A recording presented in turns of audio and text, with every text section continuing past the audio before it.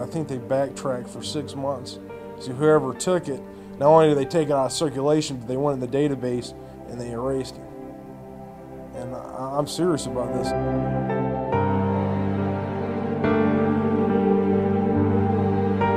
I enlisted in the Marine Corps under the delayed entry program in July of 1994. And I graduated Mount Tabor High School in Winston-Salem, North Carolina in June of 1995. And I enlisted, of course, delayed entry a year. So I went to boot camp on the 18th of June, which is a Sunday. I went to boot camp. I graduated 8 September of 95. And from there, my MOS was 0311, which was a grunt. And from there, I went to School of Infantry training at Camp Geiger in late September of 95. I did not complete training because I was injured and I hurt my back.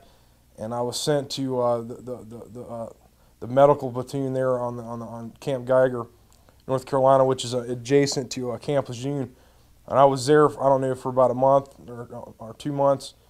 And in late January of '96, I was given new orders and given a new MOS, military occupational skill, listing as 7212 Stinger Avenger Gunner, and subsequently given 10 days leave and then sent to Fort Bliss at El Paso, Texas. So I was in training to be an air defense gunner on the FIM 92 Alpha Stinger missile. It's a surface-to-air missile, and the Avenger weapon system, which is a pedestal and a turret with 8 Stingers mounted on the back of a Humvee. And I was in training for February to late May of '96. And then after graduating from that school, I was reassigned my first duty station, 2nd Marine Air Wing, 28th Marine Air Control Group, 2nd Low Altitude Air Defense Battalion, Cherry Point, North Carolina. And I was assigned a Battery B in June of '96. And I went on several operations, we call them ops for short. And basically, I was there, and then I was transferred over to the section for laser strike in February of '97. After going to weapons and tactics instructor 197 in Yuma, Arizona. When I got back, I was asked if I wanted to go, and I said sure. So I volunteered, and I was sent to the section. Then we shipped out in March, of that year. We were sent there to provide perimeter security to this radar installation. Basically, this radar station was tracking supposedly drug aircraft that were exiting in and out of Peru and Bolivian airspace. Basically, what we were doing there, we had live ammo and weapons. And one day, Sergeant Allen and the other sergeant, and I'll remember his name soon, Sergeant Atkins. They were, and Sergeant Montalegre, and he was a staff sergeant, E7, E6. The other guys were E5 sergeant, and they came to us and said, look, we got a situation where we have an aircraft crash that's possibly friendly, and they need us to go and secure the crash site. And we're like, fine. So this is early. This is late at night. I know about 11 or 12 at night, and I was on guard duty that night, so I was already up, and it was my shift. We have 12-hour shifts, 12 on, 12 off, and where we rotate our section. So we all went out that night. We got up, 3 or 4 in the morning and headed out in Humvees. We had about 5 or 6 Hummers, and we drove to where we needed to go, and then from there, we had to hump through the bush. So we got there, 6, 7, just when daylight had just started to get light. And we found the area really easy because there was a huge gash in the land where something had crashed, and it didn't break anything. I don't know if you've ever been to a crash site where you had trees just broken like in half. Everything was burned, and it was like if you had almost cut like a warm butter with a knife. I mean, it was just, it's like something on fire or had or some kind of energy, like a laser almost had like gutted. I mean, it was really strange, and Anyway, I was in the front with Sergeant Allen and Sergeant Atkins. We were up front, and we were point basically, and we were like, I don't know, 10, 20 meters ahead of everyone else. We all had maps and radios and compasses, so we knew so we wouldn't get lost. And basically, we were the first ones to see the object. And basically, what happened is we didn't go straight up the hill, because basically this thing went up the hill and then off into the side of the ravine or the ridge. This is about a 200-foot ridge at least. Solid granite. I mean, it's rock. I don't know if it's granite. It was buried in the side of the cliff. But anyway, we didn't go straight up. We went on to the left and walked up to the top of the ridge. And that's when we saw the craft. This is a huge ship, and you know, I used to be into sci-fi movies when I was a kid, but this is nothing like I'd ever seen. And when I first saw it, you know, I was scared. It scared the heck out of me. You know, I didn't know what to do, and it was just it was really confusing. So we all climbed down, and it was buried about a 45-degree angle into the side of the side of the cliff there, the ridge. And I mean, this is a steep cliff. I mean, it's straight up and down, and it was dripping this syrup-like syrup viscosity, this liquid. It was everywhere, all down everywhere when we went down there, because there was plants and everything. And it was weird. It was a purplish green color, and it was a greenish purple, and it kind of like fluctuated. Like you couldn't really, when you'd look at it one time, then you'd look at it again, and it would it's almost like it. I don't know if it was like alive and it was just changing, but every time you looked at it, you saw a different shade of greenish purple. It was strange. There was one light on it that slowly went around, and the machine, I could hear it.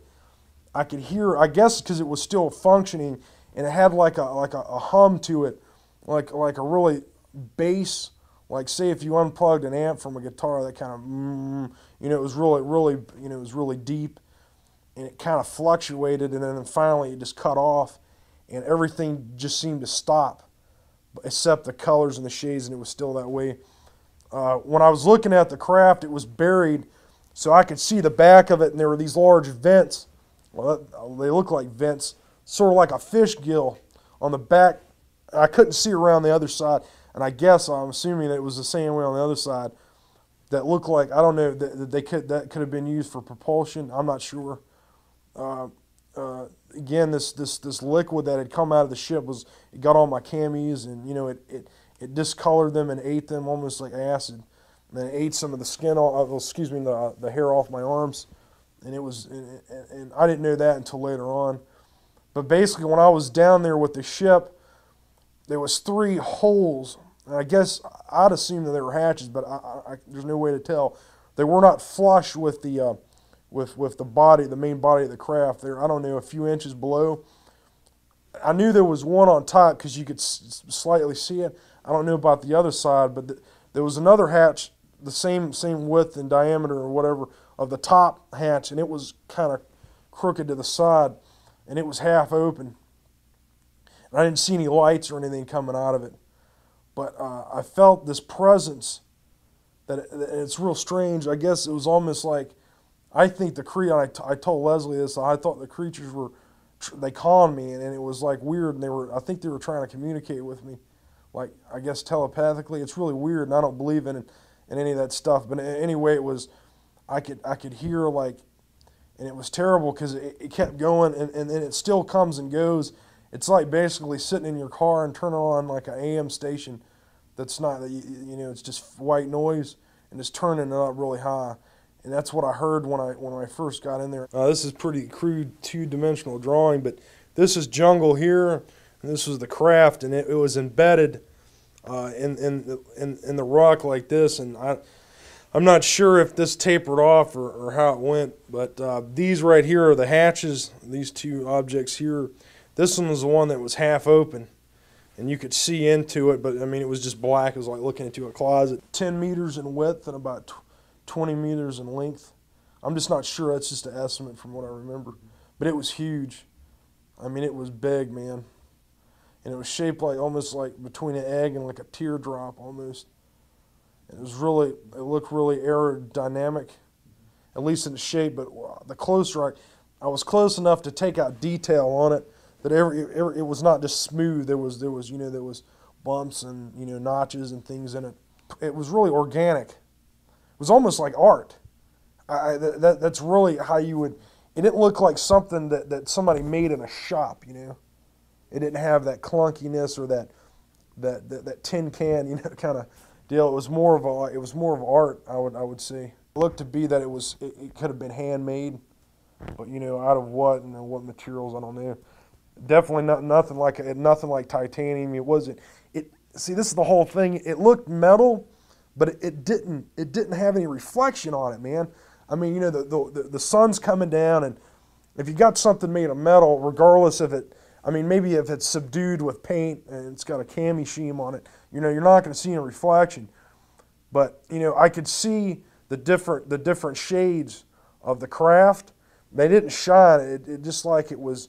It didn't reflect anything, and I guarantee if I'd thrown like a flashlight on it, wouldn't have reflected it.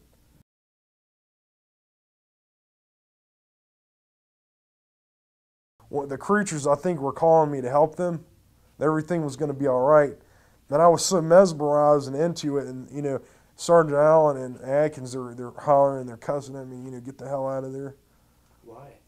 Well, I think I think that they were scared, and they didn't want me to get hurt. I don't know. They were real pissed off at me after subsequently. But basically, what happened was after we climbed back up, I think the DOE, Department of Energy people were there.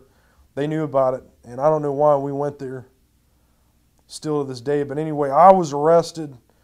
I had all my gear taken from me by men in black camis. Had no name tags. They were older men, probably in their late 30s or 40s. How long was I at the site? Probably about 15, 20 minutes. We were the first people on the position, yeah. And then shortly you said there were other people? Right, there were other people. I guess they were government, I don't know.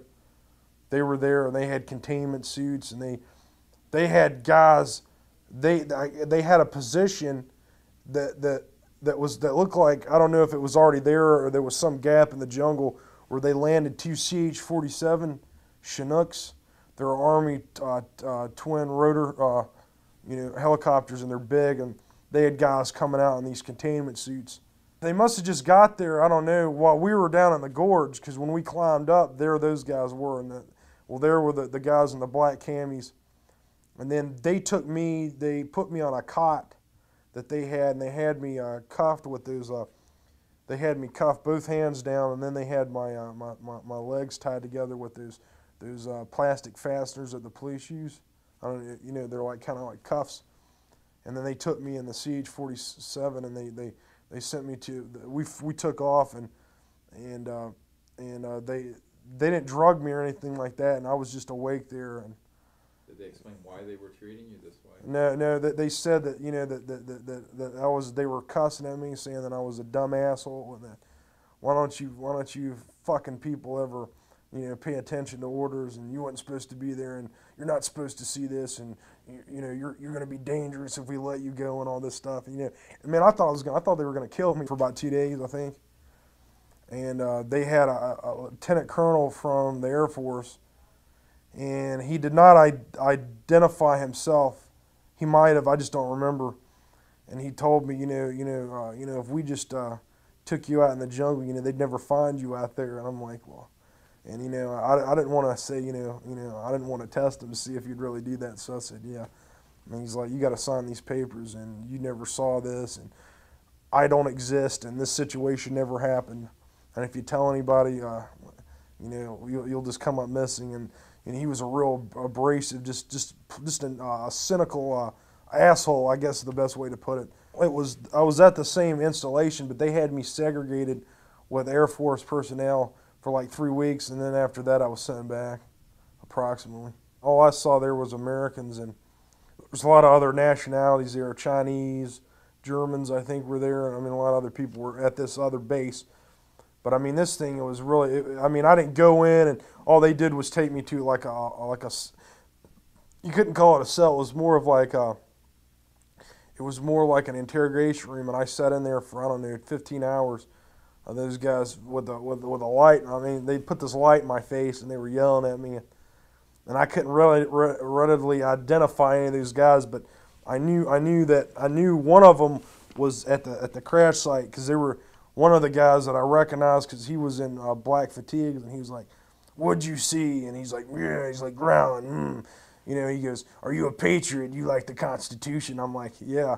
And he's like, "Well, we do it, you know, we're on our own program, you know, we don't obey, we just do what we want." And he's like, "Yeah." And they're like, and they're growling and they're relishing, you know, and they're yelling at me and they're hollering and cursing, and "You didn't see anything, you know, and we'll do you and your whole goddamn family." And they're you know, it was basically that for about 8 or 9 hours. I mean, they took breaks. They were like, "Look, man, we're gonna take you off in a helicopter and just kick your ass out in the jungle, and we're gonna end you and all this." And they didn't physically put their hands on me, but I was sitting in a chair and I was handcuffed to the chair and I couldn't move. So basically, you know, it was just this like harassment. I didn't eat anything for like a whole day. No water, no nothing. I just sat there. My section was about 8 to 10 guys. And they all saw it? No, just me, Sergeant Allen, and Sergeant Atkins were the only ones that saw it. Now, they saw the crash, and, well, at least, you know, the jungle where it came through, they saw all that, but they didn't go into the ridge, because, like I said, we were 10 to 20 meters in front of them, and they radioed to Hall that we found it and everything's fine. It was in late March, early April of '97. So we're talking, like, when I got back, you know, I approached Sergeant Allen about it, because, of course, he's married and he's got like 1 or 2 kids. And I went to his house on base housing, and he got all upset and threw me out of his house, said he didn't want to talk about it. And I mean, I guess they scared those guys too, man. And see, I mean, you got to understand, you know, I can't speak for the rest of the armed service, but the Marine Corps, it's monolithic. And when they're told to do something, they're gonna do it. And if you don't want to go along, they'll basically railroad you. I didn't want to keep my mouth shut about it, and I told my first sergeant Powell. I told him about it, and I don't even know I don't think he's still there anymore. I mean, we're talking 3 years ago. So yes, there was life forms in the ship. They were. It's almost like if someone was like reading your mind, and that's the way it felt. And I felt like I felt a presence. It was like supernatural. You know, it was no debris that I saw, but there were big gashes in the rear of the aircraft. And what it looked like is that it had been hit with maybe a surface air missile. There were a couple Hawk batteries, and that's a homing all the way killer. That's a low to medium surface air anti-aircraft missile. And basically, it doesn't have to hit the target in order to destroy the target. What it does is it gets in proximity of it, and it has a high explosive fragmentation warhead, and it basically explodes like a big shotgun in the vicinity of the targeted area. And by fragmentation, it's supposed to destroy the target or damage it so it won't be able to continue its mission. So I think we shot it down. This is what I think happened: is we shot it down. The Peruvians shot it down. The other guys knew it was flying. I knew that these aircraft were flying because I had been in the command center there at the radar installation, and I heard a couple women there in the Air Force talking about aircraft flying in and out of the atmosphere at Mach 10 plus. So these aircraft are flying around there. They're re-entering the atmosphere and whatever. And I believe that the higher ups knew it was flying in the area. And these were these large vents. They looked like they went into the craft, but I couldn't tell. But it was a shadow. That was the only thing that really cast a shadow. The rest of this, well, this was another thing, was these vents casted a shadow where you could see where there wasn't light, but the sun was shining right on the object, and it didn't cast a shadow, not on anything. And it was like kind of like absorbing the light. It was weird. This is not one of ours, because in Stinger school they teach you about all different kinds of aircraft and stuff like that. And I knew a lot of aircraft anyway, because I like reading about aircraft and data and that stuff. And well, essentially when I saw it, I'm like, man, this is nothing that I know of. Okay, basically the radar was sitting, and this was again on a hill.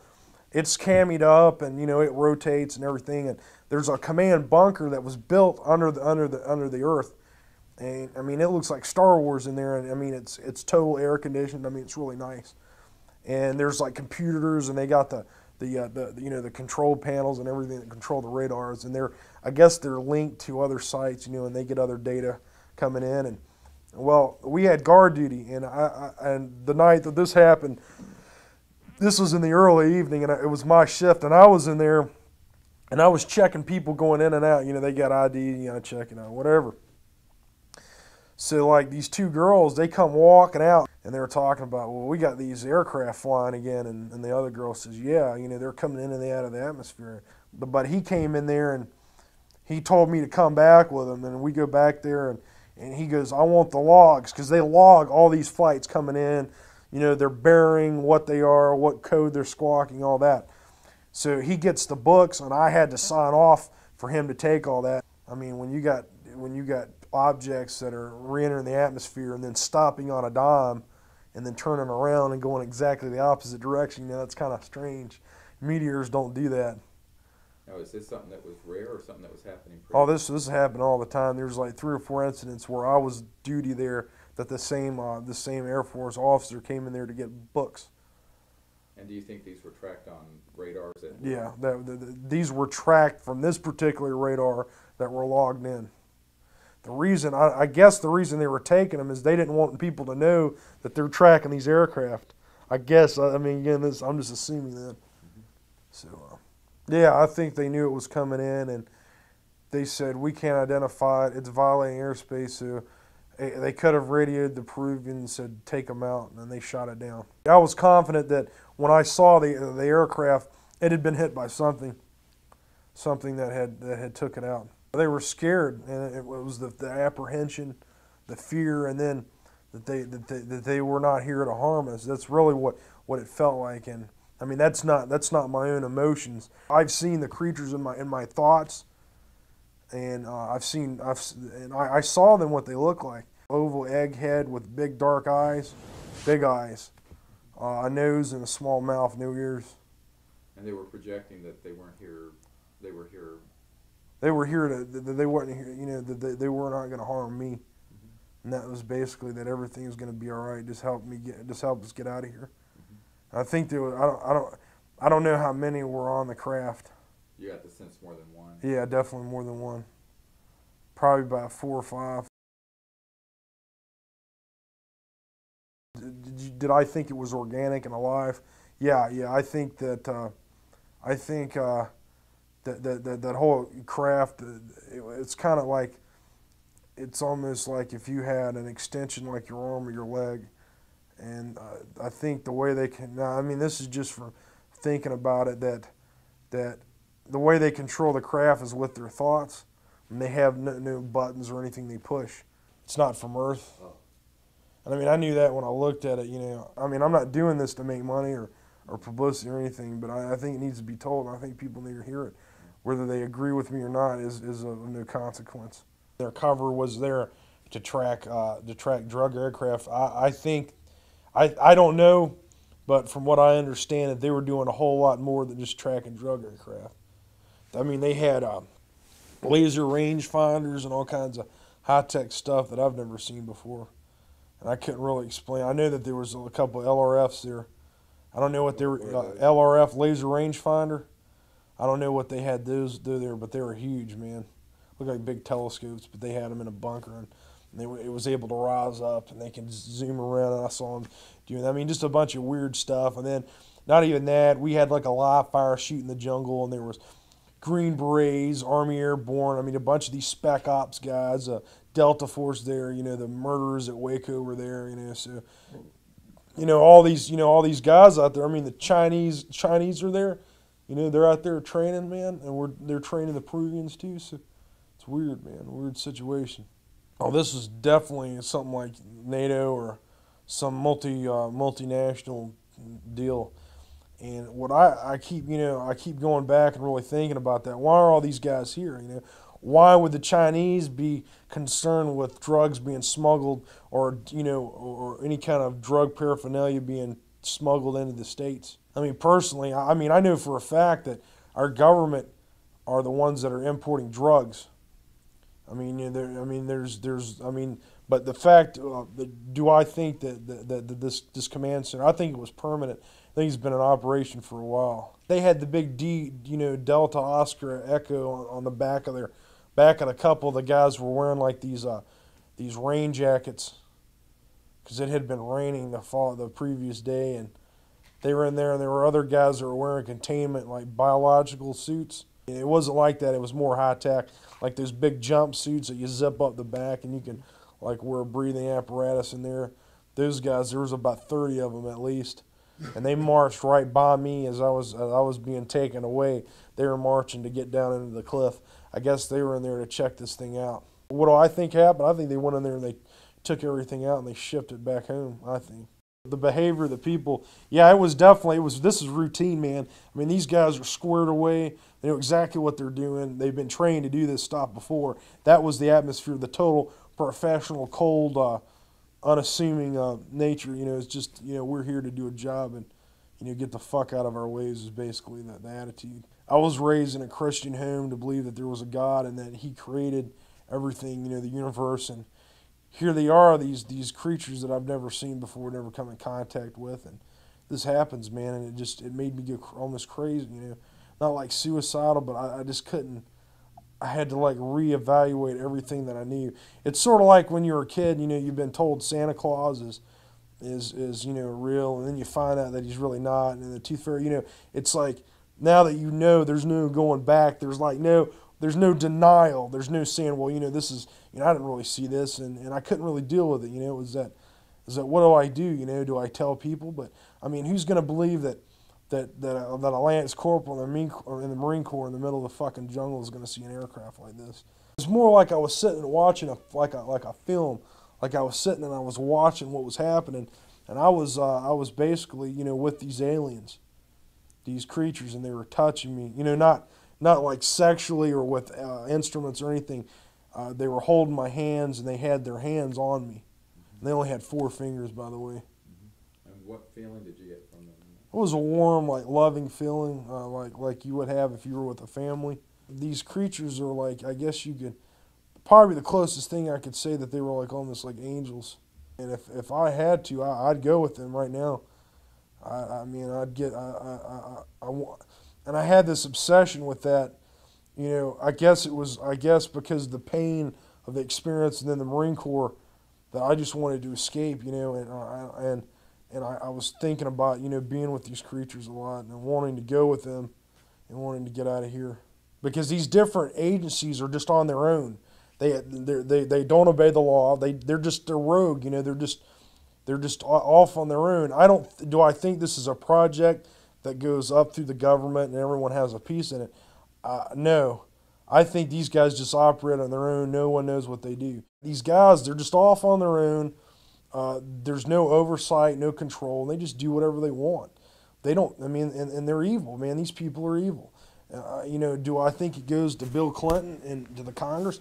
There may be guys up there that know about it. They're not going to say anything, man. If they say anything, they're through, For those of you who don't know, and I knew Marine snipers that, I've heard other guys talk about it, and I've heard that these guys, they go on the streets and they stalk people and they kill them. I know that that Army Airborne snipers do the same thing. They use Delta Force to go grab these people and silence them by killing them. And maybe something else I ought to tell. And if this goes on, where do they get the money to finance all this and stuff? Well, very simply, either they're selling arms, they're selling drugs. A lot of this business about having the spec ops and they get these unlimited amounts of money. Well, they're not coming. It's not coming from the government coffer. It's coming from running drugs or weapons, or the selling of hardware or whatever. He knew that there was something going on that was a big secret that he could not divulge. Wernher von Braun actually told me that the spin was a lie, that the premise for space-based weaponry, the reasons that were going to be given, the enemies that we were going to identify, were all based on a lie.